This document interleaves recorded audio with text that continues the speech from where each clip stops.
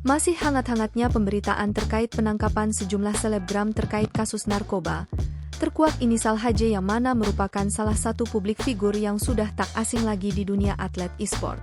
Inisial HJ tersebut adalah Herly Juliansyah alias Aura JEC. Ya, Aura JEC merupakan salah satu teman sekaligus pengguna narkoba yang ditangkap dengan Chandrika Chika.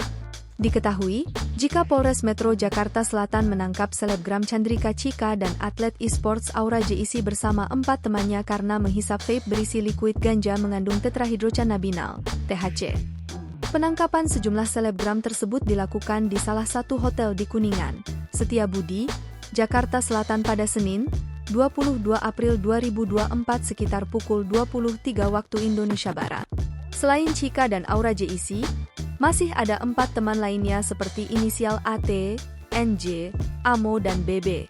Aura JEC, pria kelahiran 31 Juli 1996 dan bernama asli Herly Juliansyah ini dikenal juga sebagai salah satu pro player game PUBG Mobile. Sebelum dirinya bergabung ke dalam tim Aura, ia sebelumnya tergabung bersama EVOS Esports pada 2018.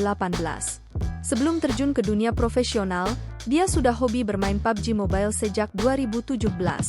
Dia sempat mengikuti sejumlah turnamen amatir dan tampil gemilang hingga EVOS Esports tertarik untuk merekrutnya. Saat dirinya sudah tergabung di EVOS Esports, ia beserta timnya mempersembahkan satu gelar juara PUBG Mobile Indonesia National Championship 2019. Namun, JEC hanya bertahan selama 1 tahun saja. Ia pun langsung pindah ke WoW Esports dan pindah ke Morp Team. 2 gelar juara sukses diraih saat membela Morp Team, yakni Dunia Games League 2020 dan Baparecraft Game Prime 2020.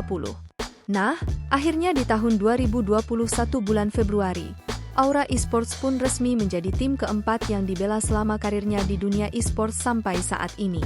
Aura JEC memutuskan pensiun sebagai atlet esports pada Januari 2023. Kini, JEC pun masih menjadi bagian dari Aura Esports sebagai talent yang lebih berfokus pada streaming dan pembuatan konten di media sosial.